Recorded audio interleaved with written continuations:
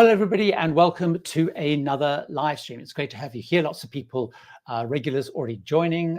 So I will do a few bits and pieces of housekeeping, and then I will introduce you to our guest, which I'm very excited to have. Let me, I realize I've got my emails dinging away, so I'll close that down. So let me do a couple of housekeeping things really quickly before we get into bringing Karen on board. Just to remind you, we do have a guest this week, which is cruise ship Karen. More about her in a second.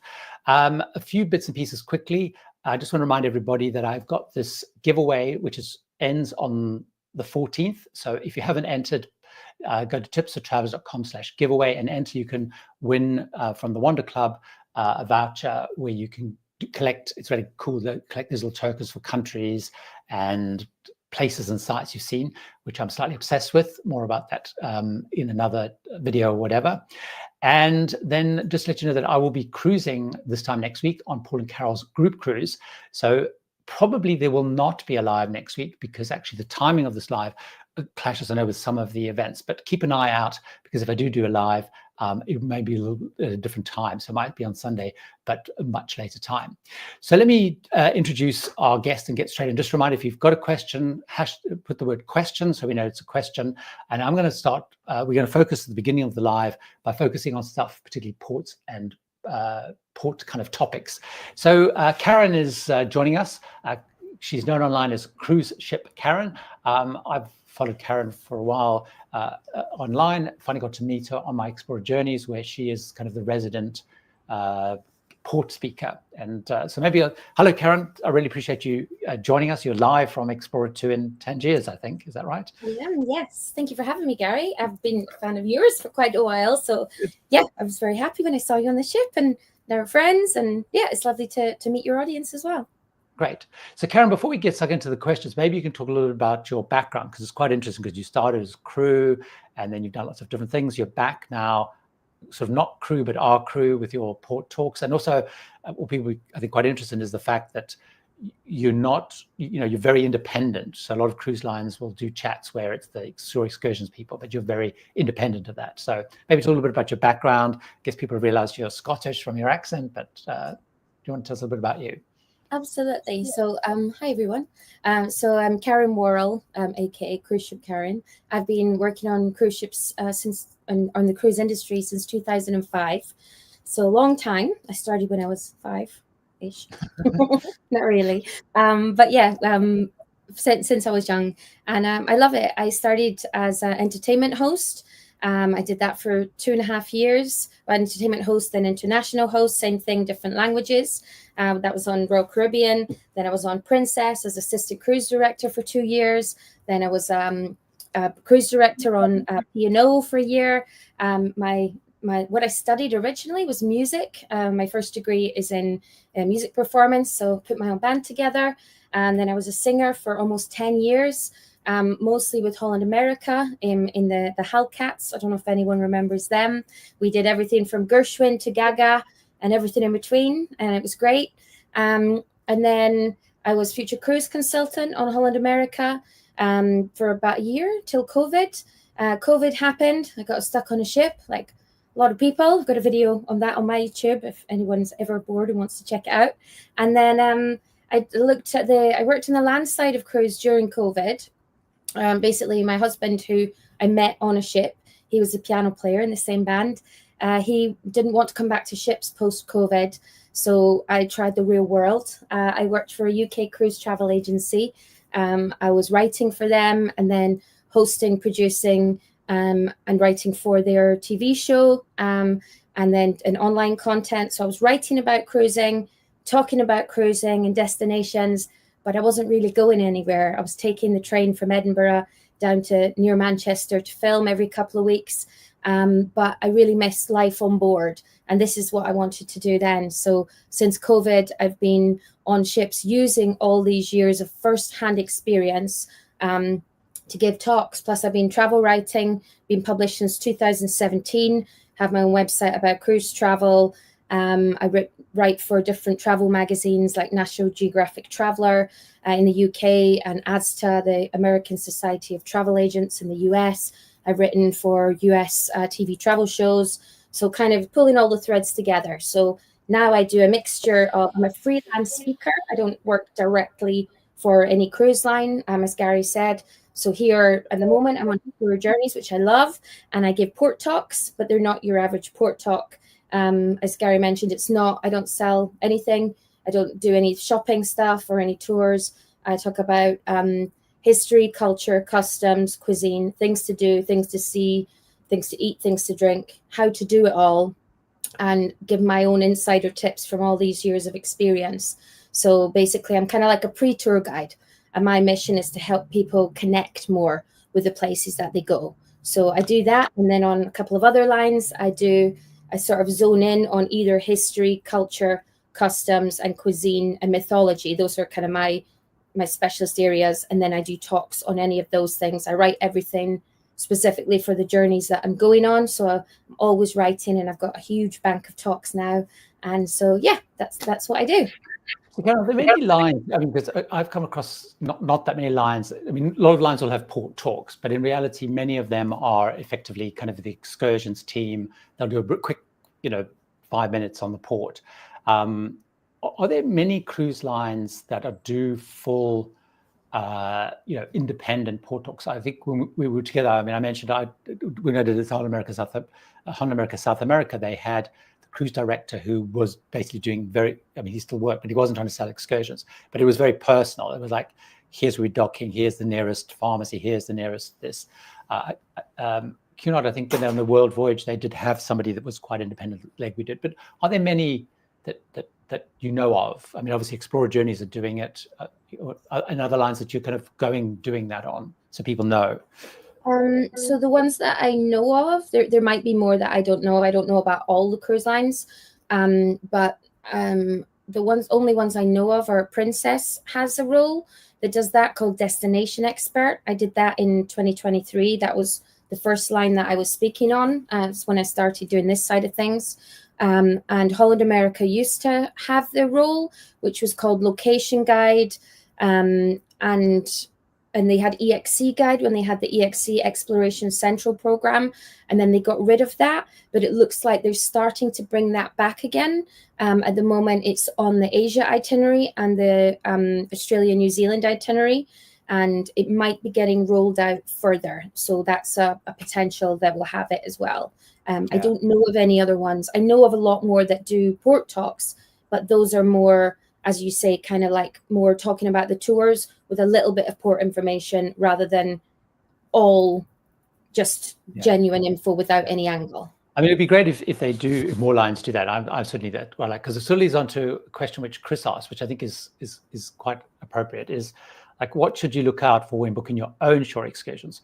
What are today's reliable sources to find the best excursions? Because obviously in your talks, having been to them, you do talk about, if you want to self-explore, here's where you can go, here's where the taxis are, etc. But what when people ask you, because I'm sure you could ask this on the trip, but like, what is the advice kind of you give when people say, I want to do my own shore excursions, so not self-explore?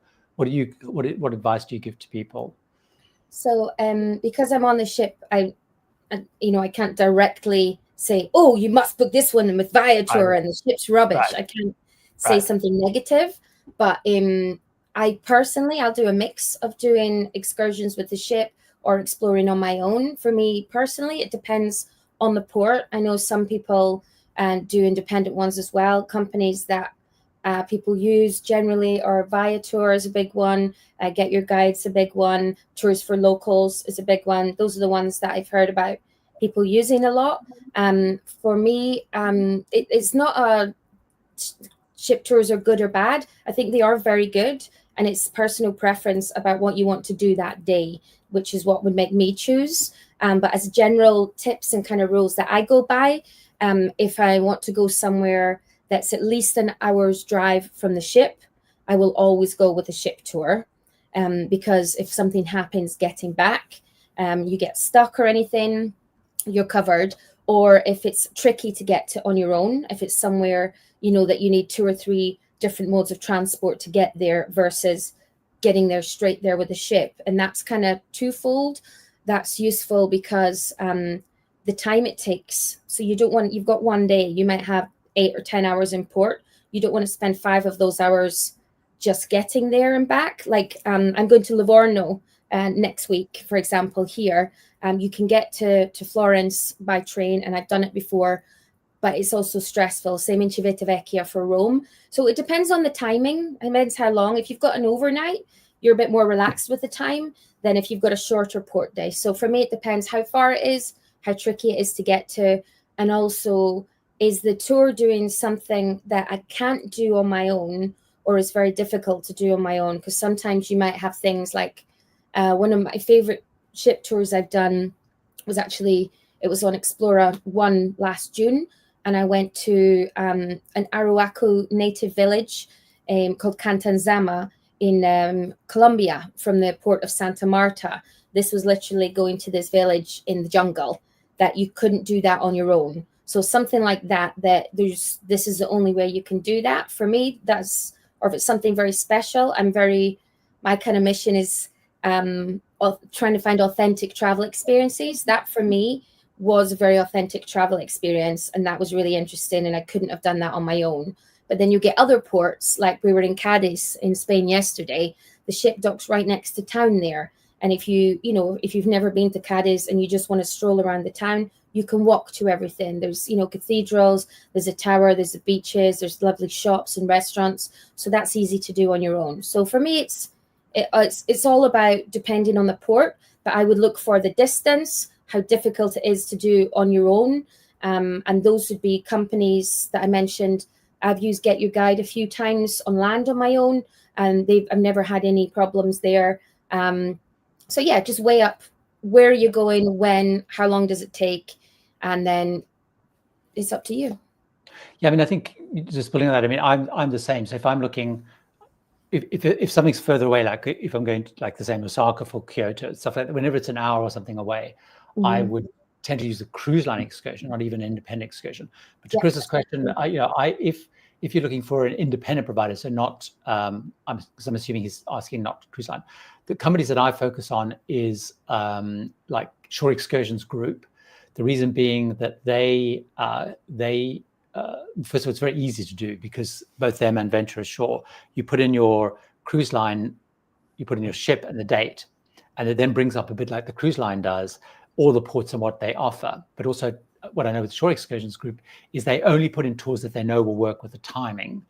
And they also build in the guarantee that they will get you back to the ship on time. So that takes some stress out. And if for any reason they don't, for some reason, they will make all the arrangements and cover all the costs to get to the port. So it's that sort of reassurance. And I know Venture Shore have that Viator. I'm not 100% sure if they do. But it's a lot around this. Is taking the stress out is one of the things I would do.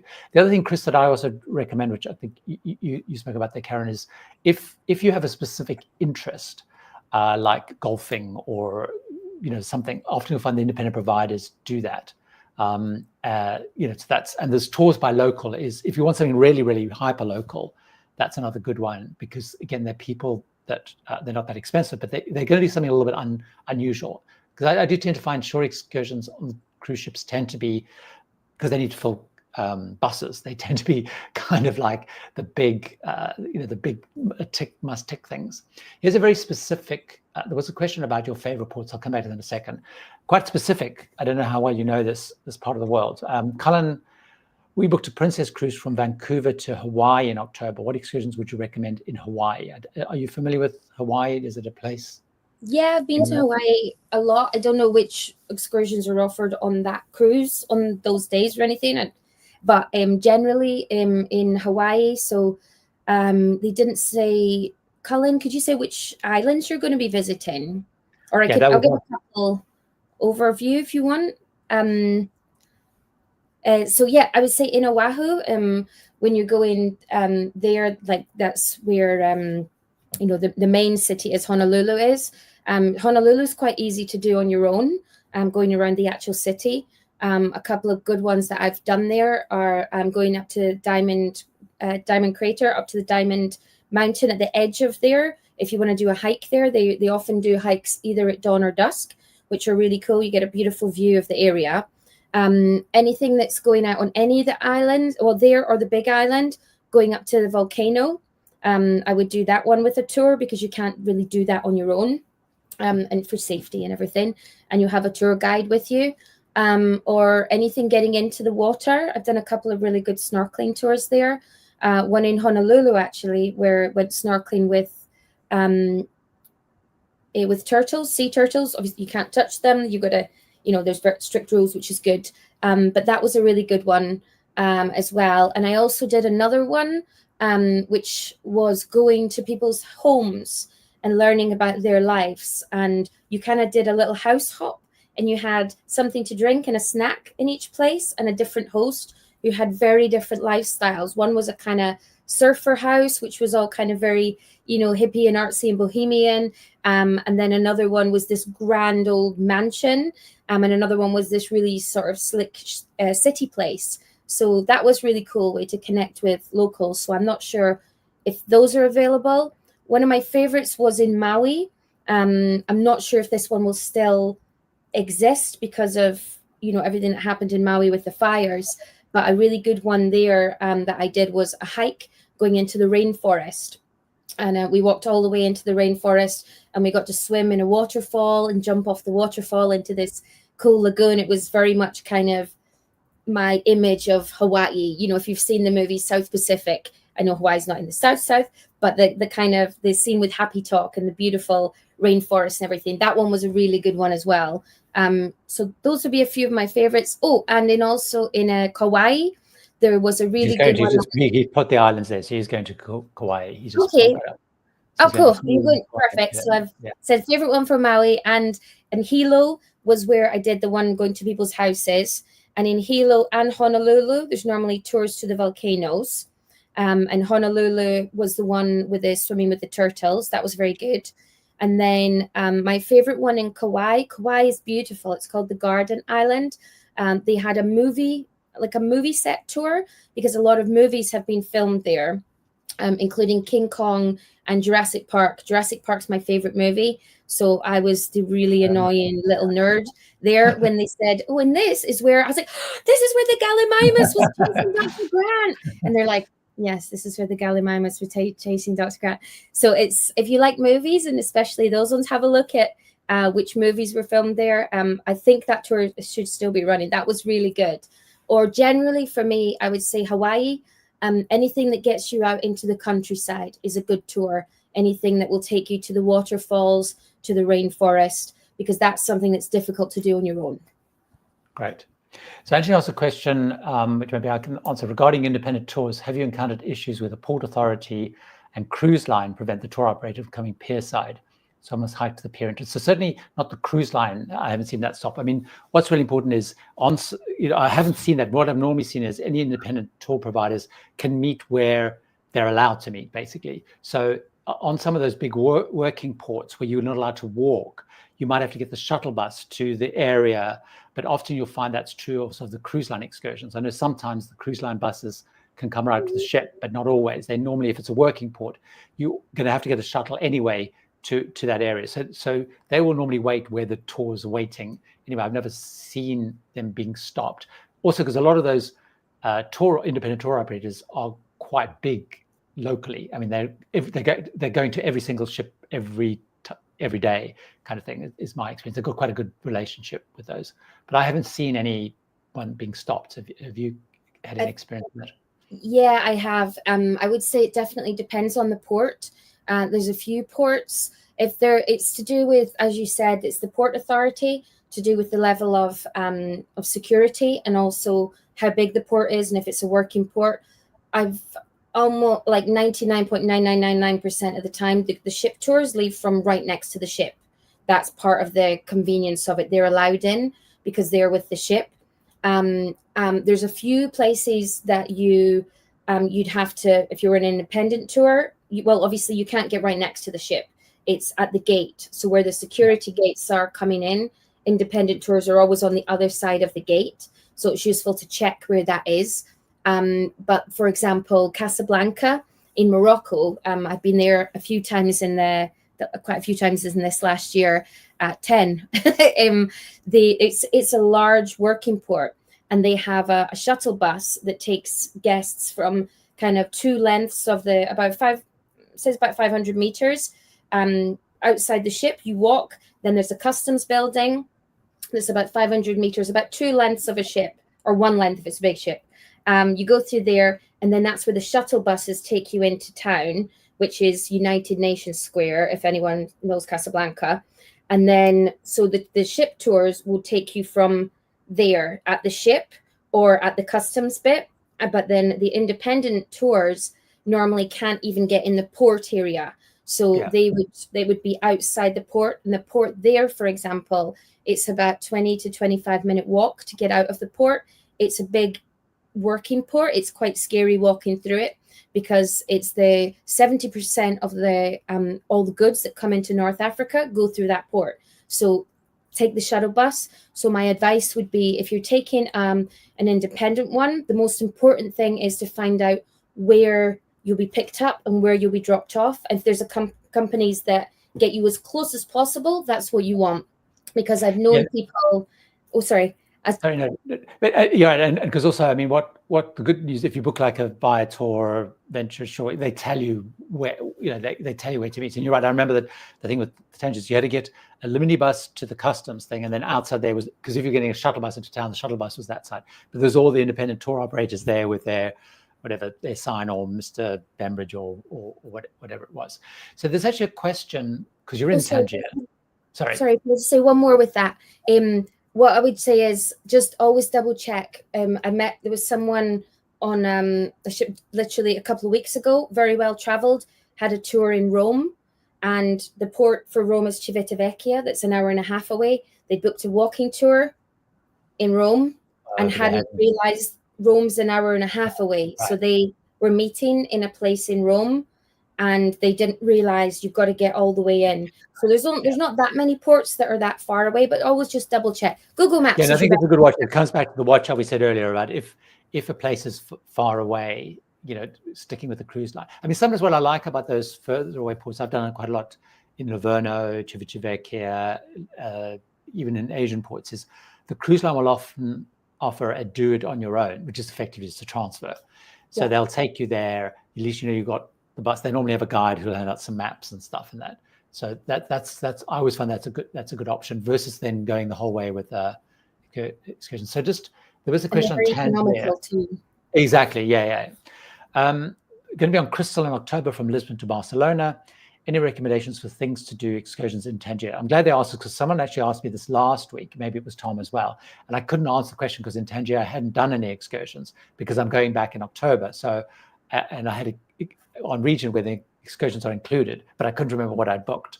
So Karen. Absolutely. Well, I'm literally there today. Can I turn this and show you? I don't know. I can't really see very much. Yeah, you can see that. Yeah. Here, over there. So yeah. It depends how long you've got as well. So my favorite excursion in Tangier is Chefchaouen. That's the Blue City. If you Google Chefchaouen or just the Blue City of Morocco, it's beautiful. It's at least 2 hours drive from the ship. So that's one I would take a tour with, definitely a ship one. It's really, really nice. You're going the old town area, you're walking around. It's very nice. Chefchaouen, I was going to go into a whole bunch of detail, but I'll just give you a few pointers. Chefchaouen is a big one. Tetuan is the White Dove City. It has like the Andalusian architecture, because the Moors from Mauritania, North Africa, went over to Spain and Portugal in the year 711, conquered the whole area. Then the Catholic kings came in and booted them out in the 1400s. So they came back to Morocco. So you'll see architecture that's a mix of Moroccan and Andalusian. It's all kind of come together, which is very interesting, which you see in Tangier as well. Tangier itself is kind of like Morocco light. It's the most European of the places in Morocco because it's so close to Spain. It's very easy to go around on your own. You can walk from the ship. It's only a 15-minute walk to the start of the souk. You go into the market area. It's literally what was just showing there. It's literally around the corner, and you can walk around. It's quite easy. But the excursions, Chefchaouen's great. Asila is very nice as well. Normally that's paired with the Cave of Hercules. It's quite small. It's not amazing just on its own. It's a very small cave.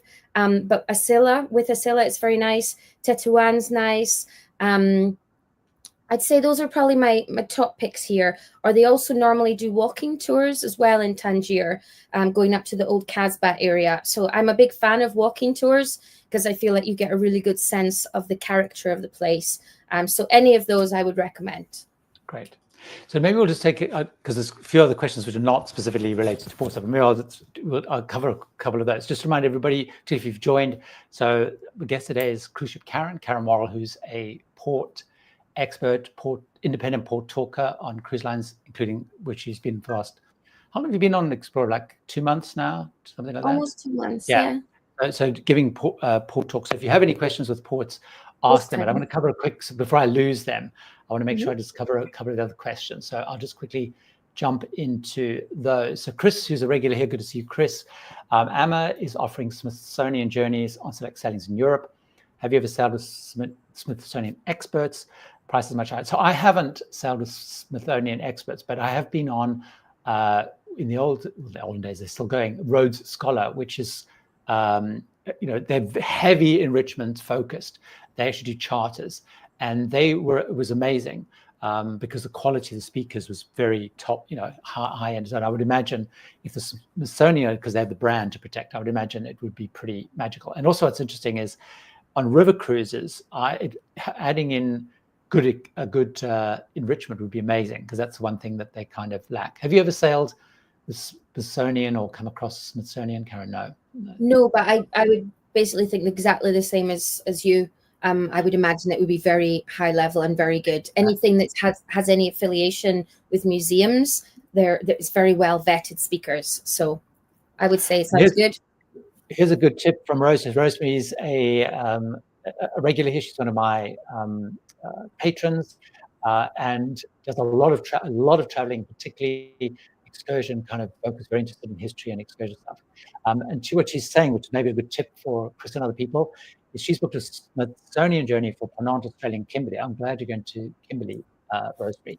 Price was cheaper than booking directly with Penant. And that's actually really interesting, because often some of these charters, they're chartering and they're getting a good price. So that's quite an interesting way of going in by the Smithsonian way.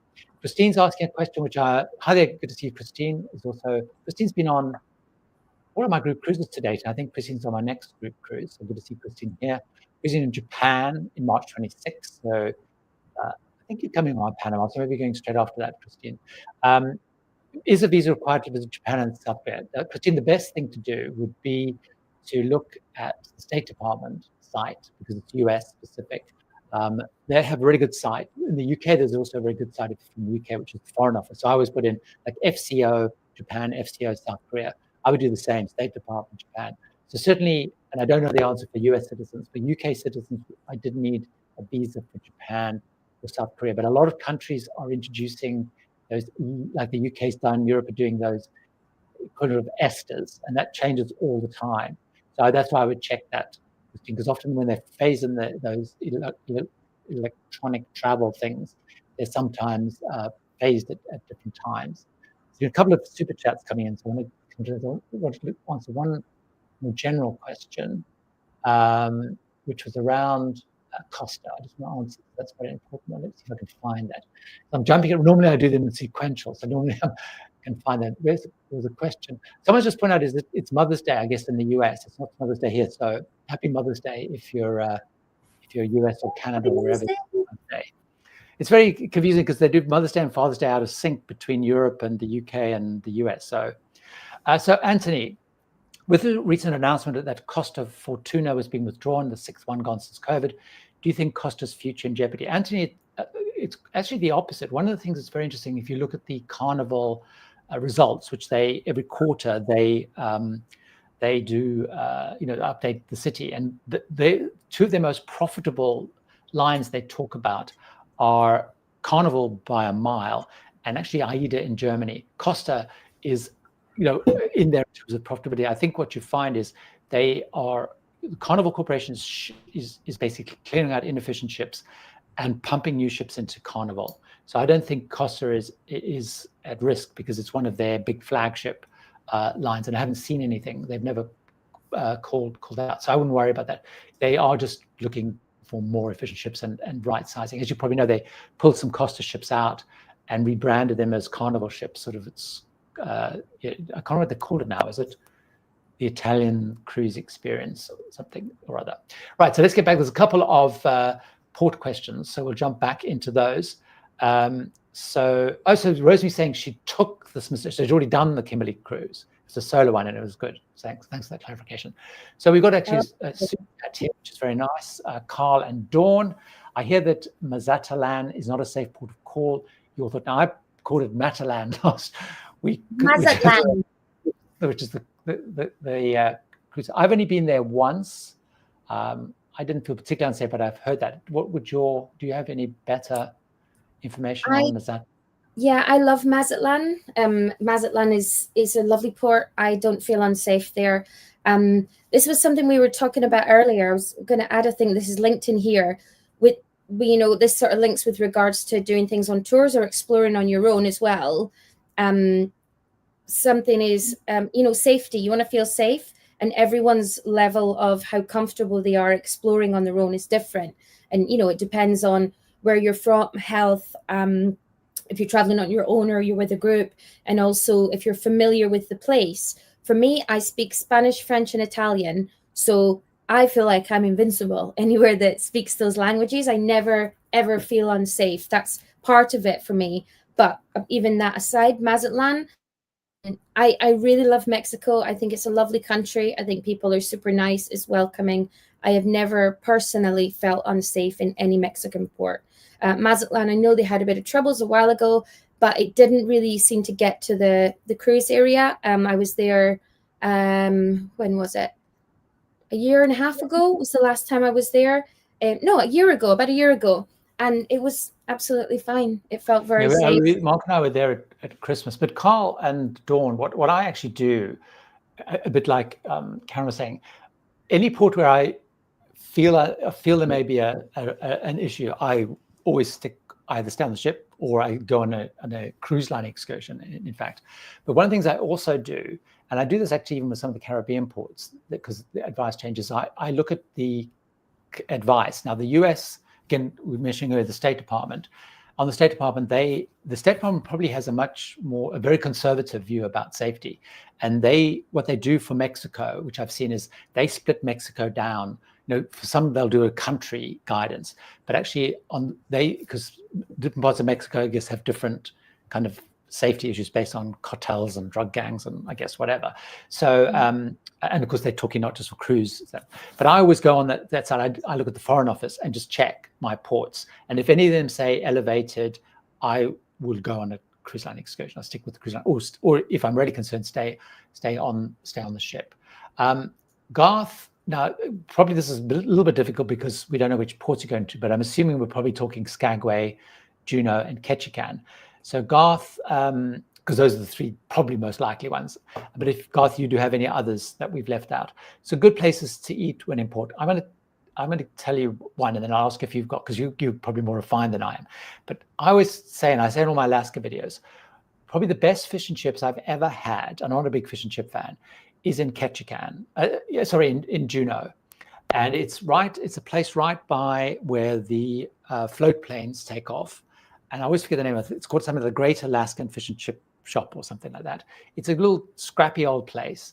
It's a building where literally just behind where the float planes go from. And it is not very expensive, and it is incredible. So that's not very classy, but I guess because it's salmon bakes and all that sort of stuff. So do you have better recommendations than my inexpensive fish and chips? Yes, I do. My favorite place to eat in the entire world is in Juneau. And this is like, if you talk about what would your last meal be, my last meal would be Tracy's King Crab Shack in Juneau. Right. It's near the waterfront, not far from the Great Alaska Catch that you're talking about, but literally on the pier near the ship. And I first went there about 18 years ago. It was a shack, and now you can Google it. It's more of a restaurant, but it's still very casual. And they also have an upmarket restaurant called Salt that's in town. So you could either go for the restaurant vibe or the more casual one. Me and my husband had our first proper date in Salt, which is cool. I love this place, and I would definitely recommend having the king crab combo. So it has the king crab legs. I'm almost drooling thinking about this. It's the crab legs are like the size of your arm. They are ridiculous. On my YouTube channel, I've got a video for all these ports, including one on, it's called Karen Eating Around Alaska or something like that. If you want to have a look, I've got that's on cruiseshipkaren.com. Yes, either via the website or the YouTube channel. It's all about, like, I've got a whole series. I did a series. You have a page of the video. So, but if people go to, if they go on YouTube to Cruise Ship Karen and just search on the little thing, search. Oh, they can probably just type Cruise Ship Karen Alaska in the overall search, or go to your page. It should be, you'll see my little face. But that would be my favorite. You get the king crab legs, and you get the crab bisque, which is incredible, and the crab cakes. It's $45 or something. 100% worth it. You can even share it between two people because it's a lot, and you get buttered rolls. Absolute favorite.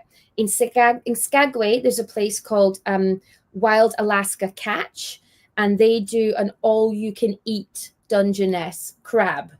I can eat 2 Dungeness crabs, I learned, but my friend ate 5. That's an awful lot of crabs. Yeah, he was like, he took it as a challenge, and he just sat and held his tummy all day after that. But it's really, really good crab. So I would recommend that as well. Then where else did we have? That was Skagway, Ketchikan. Oh, Ketchikan is amazing as well. There's lots of, there's little, let me see. Oh, there's the best burgers I've ever had are in Ketchikan at a place called Burger Queen. When you get off the ship, if you walk to the left, you're going through a little tunnel, and it's right there. And there's also a place right next to it. The name is missing. I'm missing the name. It's got a bear on it, and it's called Alaska. It's something like Alaska Catch as well. It has really good seafood. So really good places there. And there's an excellent Asian restaurant as well. But you probably want the seafood. So yeah, very, very good seafood. Those would be just watch out with the Tracy's Crab Shack is that often there can be huge lines outside. So it's probably worth timing, like getting in early, I guess, I've been there before, and there's been like big lines because it's become such an kind of iconic place, I guess. It has, yeah. I mean, I've even literally got the T-shirt from there because I love it so much. Let's move to the fjords. I get asked about the fjords a lot. I think I mentioned this to you. So Noel is, I mean, the good news is actually Noel Norway's actually settled down a bit. So a lot of the ports that we're talking about stopping, they're not stopping anymore. They're still trying to bring in new rules around more eco-friendly ships, but some of the bans have gone, so it's sort of been pushed out. But you're right, they may change.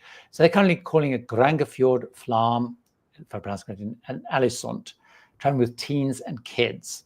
So can I give one tip? I'll give my one tip, and then you'll have more. So in Flam, for me, it's the train, and the train. And I think your kids would absolutely love the train, which goes right up the mountain. You stop halfway, and it's at not Lorelei, it's in the Rhine. But the lady of the mountain comes out and does a performance, and it's very exciting. Very incredible scenery. The train's fun. That would be my tip for Flam. What do you have for the others? Yeah, Flam, the train is my favorite. The scenery is absolutely spectacular.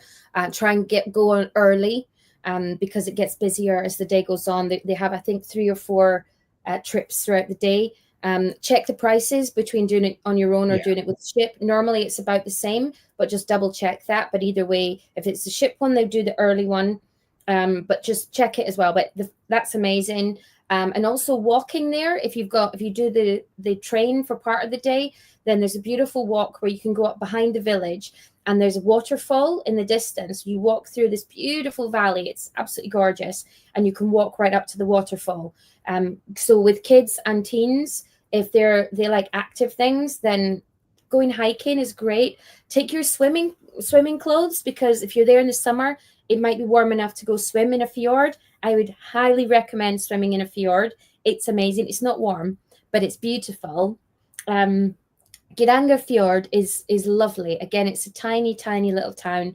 It's either there's not a lot. It's a village. It's not even a village. They're very, very small. So walking around there won't take you very long, maybe an hour maximum. But you could either go hiking from there, from any of the ports. It's great if you want to just go for a walk and be out in the beautiful countryside, or take a tour from Tangier Fjord. Then you can go out and see more places further away and see more of the countryside. That's good as well. And if it goes out to Hardanger Fjord, is one of the places it goes to. This is where the Hardanger fiddle comes from, which is a violin that's specifically from that area. And I think I've been on a tour before there that you go and see how the fiddle's made and you see a performance, and that was very good too. Ålesund is you can walk around the town easily by yourself. The ship dock's very close there. Yeah, and it there's has odd movos in it, buildings. Which exactly. Nice. And there's a really I like good hiking up the mountain. I like hiking up the hill. Is what I like doing. Yeah. Yeah, there's an excellent aquarium in Ålesund as well, which is on the edge of the town. So yeah, lots of good options. Okay. Sam asking, any thoughts or recommendations for Porto Plata? I don't think I've ever been to Porto Plata. Take a tour. That's when I would take a tour. It's so in the Dominican Republic, Porto Plata, it's Amber Cove is the port area. And it's one of these, what I call the kind of Disneyland ports. It's not, the port has been purpose made for cruise ships. It's not got much of a soul. It's kind of pretty. There's a few shops. There's a coffee shop. Buy the coffee. The coffee's amazing. But there's shopping, and there's a couple of people. There'll be people dressed up doing some local dancing, play music. But it's a little bit Disneyland version. So I would get out of there. Porto Plata is the nearest town. It's about a 25-minute drive from there. You could either take a ship tour if you want, or you could there's local tours. When you go outside, there's a board with different tours offered and taxis. Agree prices before you get in anything to make sure you're comfortable with it. And remember, it's touristy there, but they speak Spanish. And if you pick up a local taxi driver, they may or may not speak much English. So if you chat with the drivers first if you're going to take a local taxi to make sure they speak enough. But if you want information, I would just take a tour there. And getting out in the rainforest is absolutely gorgeous there. That would be my favorite. Going to see the wildlife is fantastic. So that would be my top pick. Christopher, on Queen Victoria in July, calling into Naples. We're wondering what's the best way to spend the day. Amalfi, Pompeii, a bit of both. I'm very biased because Pompeii I think is just amazing, and Amalfi is great. But so what would your recommendation be? Well, how long have we got? I lived in Naples, so I've got a million things to recommend. I taught English as a foreign language in Naples for a few months years ago. That's why I speak Italian. I'd say Amalfi, Pompeii, a bit of both. You can't do both in one day. They're too far apart. Unless you have a private driver that will take you everywhere. But getting from the ship, Naples is right there. You get off the ship, all the stuff in the city is literally right there. It's very easy to get around on your own.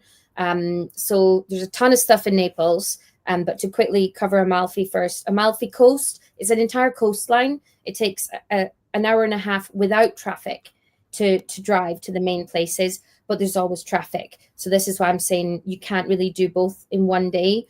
Pompeii, I would probably do that. It's easier to do it with a tour. There's also Herculaneum. So Pompeii is probably the more famous too. Yeah, Herculaneum is another village that was completely covered by Vesuvius when it erupted in 79 AD. And it was the more high-class neighborhood. So it's smaller, but it was more covered quicker. So it's actually better preserved. So you can see frescoes on the walls and things, which is amazing.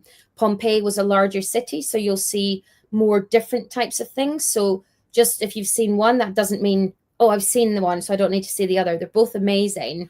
It's easier to do that with a tour because if you go on your own, you can. But you could take from the ship, you can take the tram to the local train station and then the train up there and then walk from the train into Pompeii. So if you're comfortable with that, you can totally do that, but it just takes longer. So it's it's definitely easier with a tour. The Amalfi Coast, Pompeii is doable on your own.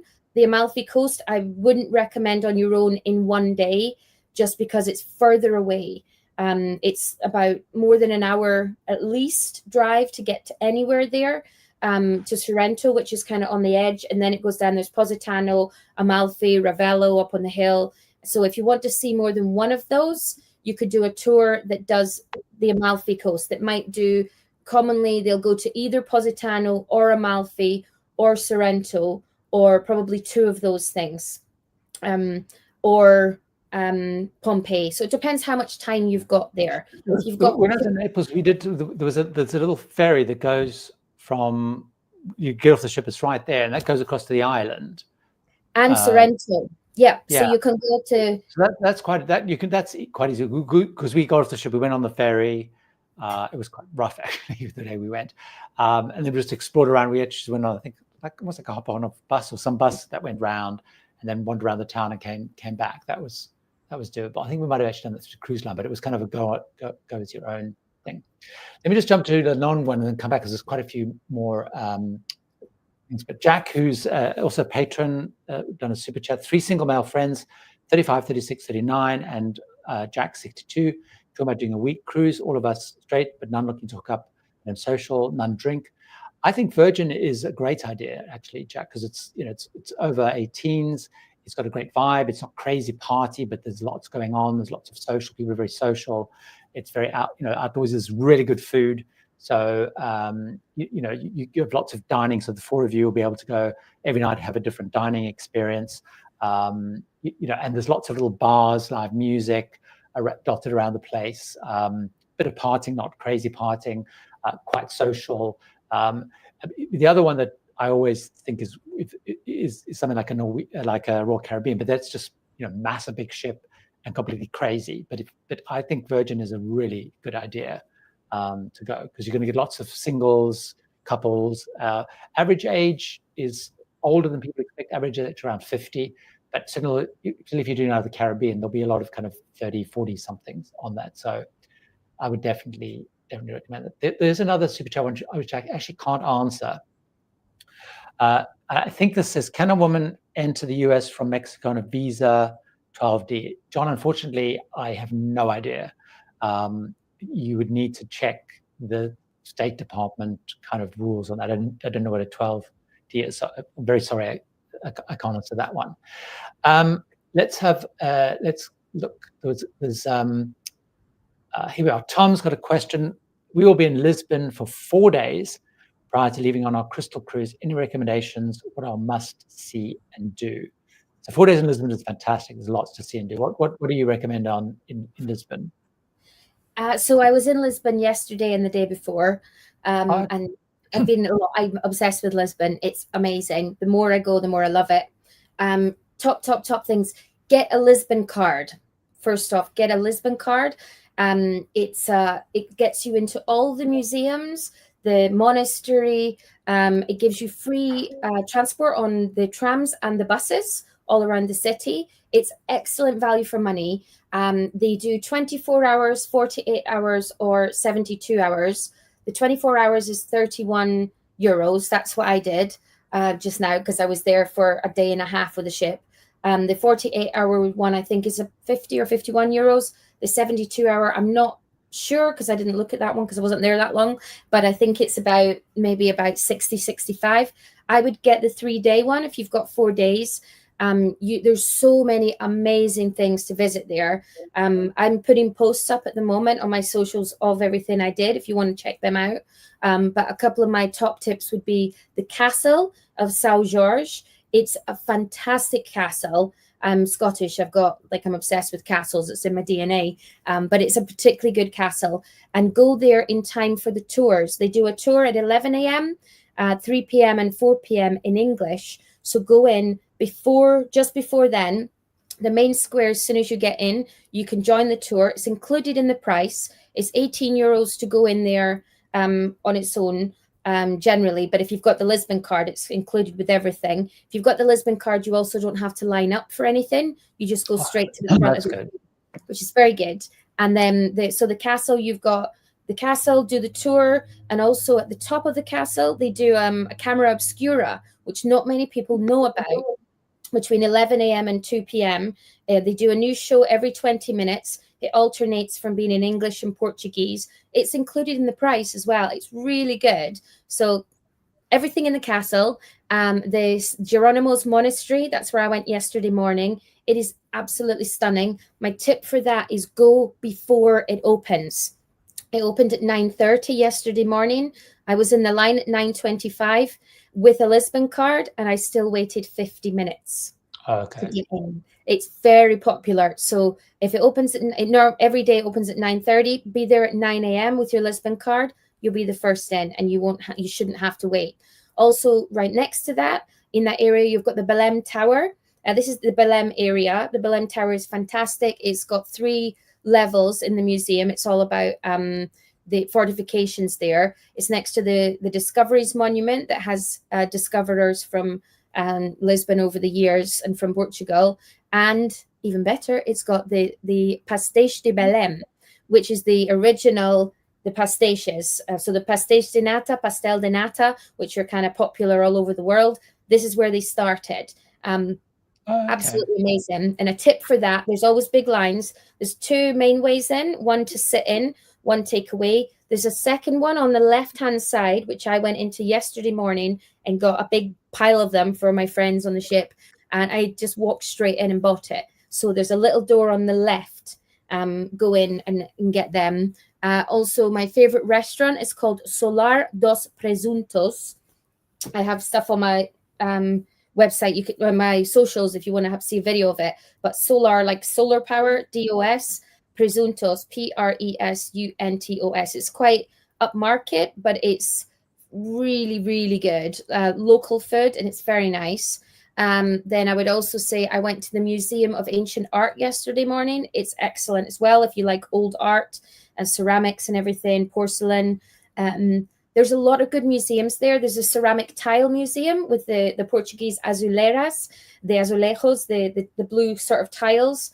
There's a ton of museums. So get the Lisbon card and just see what your favorite is and see where they are. You can group things together in areas. So you can do a whole bunch of things. I would definitely do that. It's a really, really lovely city. Yeah, I like Lisbon. The thing which I quite like, the stuff probably does adventure set. I also there's like quite a nice, relatively expensive river cruise that goes right from that beautiful square and goes up past that famous thing right down. So you also get to see kind of a little bit of it from, and you go under the bridge, the one that looks like the Golden Gate Bridge, built by this, designed by the same guy, I guess. 25th of April. One more thing for Lisbon. Go to see fado music in the evening. Fado. It's traditional Portuguese music from the early 1800s. It's like soulful, sad music, normally with a guitar, a mandolin, and singers. There's a lot of good places to see it. The 2 nights ago, I was in Retiro. I've forgotten the name of it. I'll post it. I can't remember the name offhand, but see any kind of fado music, Fado. You can go to places that do dinner and a show, and it's about €50 for a full 3-course dinner with wine plus the show, which is very good value. Or there's also some places where, like the one that I went to, and one called like Little Fado, which is right across from it. This is all in the Bairro Alto, the upper area. That you don't even pay a cover fee, they just buy a drink or something. So go see fado music. Great. Now, Francis Christian we probably need a bit more information. So Francis is another regular and I think channel member. So calling on Paul Gauguin, very envious, love Paul Gauguin. The Society and Cook Islands, which is, I only done the Society Islands, so I haven't been to the Cook Islands. What would be the best excursion? I probably need to know a little bit more on the specific islands. My problem is when I did do the Paul Gauguin, basically we did everything that was involved going to the beach because it's just so beautiful there. So maybe if you have time, maybe just a little bit more on the islands, then maybe we can dive into those. And do you have any general shout outs? So hopefully they're going to be.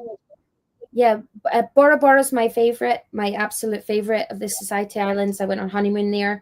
Go to Matira Beach. It's incredible. And then going anything that's taking you around the island there it's just the most spectacular place. Moorea. My favorite thing to do there is to go swim. Oh, also in Bora Bora, going snorkeling. I love getting in the water. And you've got the reef sharks, the black-tip reef sharks, swim around this area, so you can swim in. I love sharks, so you can swim with them. They're like puppies. And the rays also come all around at the same time as well. It's amazing, and it's only like waist deep kind of water. It's quite shallow. Yeah. And in Bora Bora, it might go out to the edge of the atoll as well, and where it gets deeper. And there are some lemon sharks, which are amazing, but they don't normally come near you. They're shyer, and they kind of stay around the bottom. So yeah, anything in the water, anything snorkeling. You might be going to Raiatea or Taha'a. Those are both great to get in the water as well. And there's also pearls, the Tahitian pearls. They have pearl farms on these islands. These are great places to buy Tahitian pearls. It's a lot cheaper than you'll find it in Europe or in North America, because you're getting it straight from the source. I have a lovely set of long Tahitian pearls that I bought in Moorea from a vendor right on the dock, right there. His family cultivates it and he makes the jewelry. So in Huahine, in case you're going there, it's called the Garden Island of that area. And it's do a tour there, because there's nothing there when you get off the ship. It's very remote. So that one is a good one to take a tour, and you can go to ancient sites and see villages as well. So yeah, lots of good stuff. The other thing, Francis, to look at, which I don't know if this would appeal to you, Francis, but one of the things that Mark and I do in many of those islands is a lot of them have very good e-bike tours. They're really small groups, maybe 6 or 7 people, and they have like a local person. Often they're French people who've like settled in the different islands, and they'll kind of cycle and they'll take you to like pineapple plantations, and they'll take you to, old temples, and if there's hills, like because the e-bike's really easy to get up hills, some of the beautiful views. But we've done quite a few of those, and they're really interesting because obviously people are very passionate about the cultures and the stories and stuff. That's another good thing. That's another good thing if they offer. But I don't know if that but with the e-bikes, it's kind of so easy. There was a question. No, I've forgotten. There's a sort of related question. Tom, heading to Tahiti, May 2026 on board Gagan, so it's very in at the moment. Pre-cruise for 4 to 5 days. I mean, the thing with my personal view on Tahiti is you can hang around the hotel, but the other islands are much more interesting. There's a really good market there, which is great. But actually, I would be tempted to just get the ferry someday. I would first of all be tempted to probably stay on Moorea rather than Tahiti itself. Personally, that's what Mark and I always said. We would stay more in Moorea. But there's a catamaran which takes 45 minutes there. They have incredible beaches. There's much more to do there. Or you can get one which is slightly longer. Do you have any better?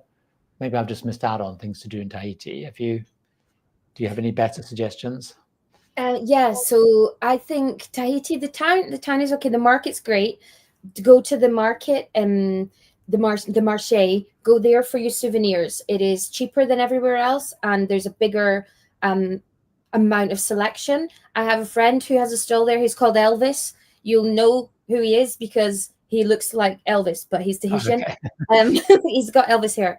And there's a bunch of places there. Get the monoi oil. The monoi oil is beautiful. The locals use it as a perfume, like a body perfume oil, or just dab it on. You can get local rum there, which is infused with vanilla. You can buy vanilla pods. Tahitian vanilla is just the best thing ever. It's wonderful. And you can get pareos, like the sarongs there, and Polynesian dresses, lots of good things there. Apart from that, in the town, there's a couple of nice little restaurants, but renting a car, I think, is very good in Tahiti, if you're up for that, because you've got Tahiti Iti and Tahiti Nui, large Tahiti and little Tahiti. You can drive between them. And I have another friend there who, his name is Danny Hazima. He's a local photographer, and he's quite well known around Polynesia. He's from the US, but he's lived there for years, and his family lineage is from Japan. Very interesting guy. He took me and my husband around Tahiti because what he showed us, and this, I don't think anyone's made this into a tour yet, but they absolutely should, but you could do this on your own, renting a car, is he worked with Disney on the movie Moana. He was a location scout. They basically contacted him. He worked on The Little Mermaid as well. So he's like very cool hero in my eyes, because that's always been my favorite since I was tiny. But he took us to all the places that Moana was based on, because Disney contacted him and said, we want to have a scene with a village that looks like this. We want to have a place with a waterfall that looks like this, with a grotto that looks like this. So we went to all those places. So basically there is a lot of beauty around the island of Tahiti, but if you get out of the city is where the most beautiful stuff is. So it's kind of knowing where that is, or if you find any tours that are taking you out to the natural spots, then that would be my tip on Tahiti itself. Or going out, onto one of the little motus on a little boat tour or something like that as well. Yeah. So it's one quick question, which is non-related. So Mercedes, I think you pronounce it. Can you think of any cruise company that routinely spends 2 or more nights per port? My biggest problem with cruising is the shore stop. So there's not many. The one that I would direct you towards is Azamara. Azamara sort of making their sort of pitch, their point of difference is that they're going to do more immersion. So they claim, so in their marketing, that they spend more overnights in port than any other cruise line. So that I would take a look at sort of top line kind of at Azamara from that. So it's time to wrap up. So thanks so much, Karen, for being and answering all the questions. I think we got through pretty much all of those. Do you have, just want to remind people where they can find you, what platforms you're on? So it's cruiseshipkaren.com, but you're on YouTube. Where else can they find you? Yeah, so I'm on YouTube as Cruise Ship Karen. My website's called cruiseshipkaren.com. My written published work is on my name, karenworrell.co.uk. My social medias, I'm on Instagram and Facebook called Cruise Ship Karen. It's the same logo that you used on the cover for this as well, with the little the sort of turquoise ship with a girl. The outline is me. So yeah, please follow me there. Say hello. Say hi. We met you there. And then yeah, I post things every single day with lots of travel tips, things about where I am, and lots of different aspects to do with the ports. So because I work for different cruise lines, my focus, my love is all about helping people connect with where you're visiting. So lots of good stuff there. So yeah. Well, thanks very much for joining. Just remind everybody there may or may not be a live stream next week, because I'll be on Sky Princess, but maybe see you there. If not, I'll see you the week after. So thanks very much, Karen. Take care.